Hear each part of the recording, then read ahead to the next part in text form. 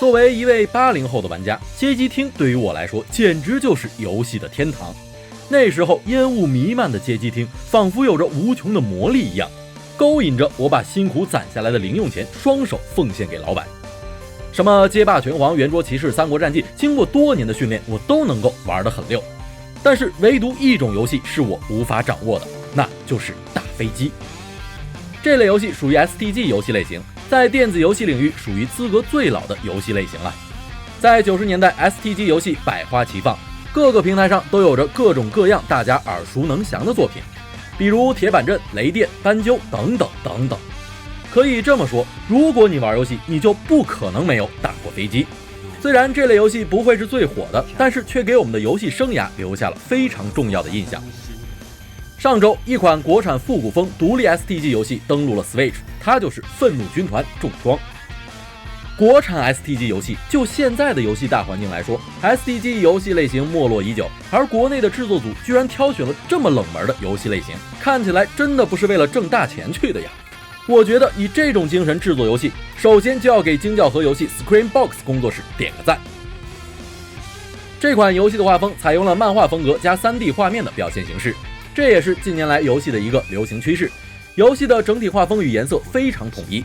游戏当中一共有4个属性各异的人物，每个人物都搭配了2个特色的技能，有些技能专注于高火力输出，有些技能则能够消除子弹。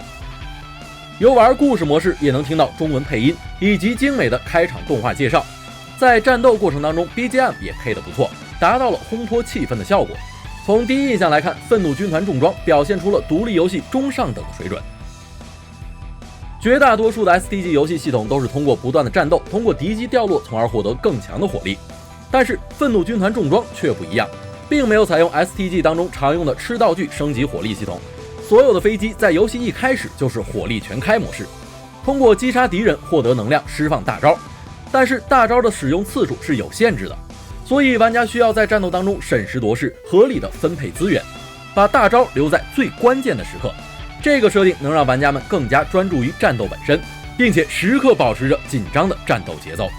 相比较的话，游戏还是比较类似于彩晶那种硬派的 STG 风格，而不是像重击那种漫天飘子弹的华丽弹幕风格。在难度方面嘛，毕竟是 STG 游戏，难度还是必须的。虽然游戏当中不是一击必死，但是想要通关并打出高评价的话，还是非常考验玩家们的操作的。想要打出高评价，就需要不断的 combo 加上自己风骚的操作躲避弹幕。当然了，对于我来说，这款游戏真的是太难了，请原谅我的操作水准。游戏最后的打分评价也非常有意思，如果你玩的不好，就会评价为弱鸡。像我这种有尊严的玩家，当然不能被游戏所侮辱了，所以要奋发图强。但是当然也不能说游戏完全没有问题，比如游戏中的打击音效以及打击感都稍有欠缺，让人感觉少了一些爽快的感觉。BOSS 登场时的漫画效果虽然非常不错，但是可以多一些音乐以及震撼的渲染，这个呢也是我个人给制作组的一点小小的意见。其实对于我个人来说，原本对于现在的国产游戏是持有偏见态度的，这个呢也不能怨我，毕竟被伤害的太深了。但是愤怒军团是个例外，虽然游戏还有一些不足的地方，但是它呈现给我们的是一个完成度很高的作品。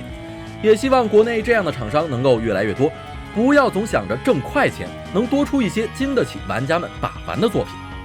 现在我们身边的街机厅都变成了跳舞机与夹娃娃机的大众娱乐城，偶尔有老游戏的街机厅，坐在街机前的都是谢顶的大叔，回忆自己曾经的游戏时光。现在的年轻人离街机越来越远，曾经的街机厅王者 FTG 与 STG 游戏已经全线没落，但是相比于 STG 游戏，格斗游戏依然还有很多作品在活跃着，而 STG 游戏已经越来越少见了。在游戏越来越轻量化的现在，这种带有极强个人英雄主义以及浪漫元素的作品已经没有什么市场空间了。也许这个老牌的游戏类型也到了需要巨大变革的时候了。而在国内，可能相当长的时间内，我们都不会拥有绝对的3A 级大作，但是对于国内的单机游戏制作组，我们还是要绝对支持的。这款游戏在去年刚刚登陆 PC 的时候，某国内著名网站也第一时间放出了破解版。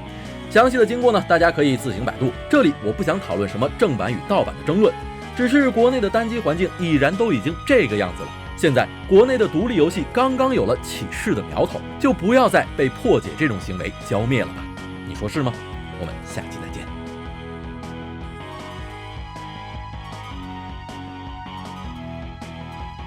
感谢篝火营地对本视频的大力支持。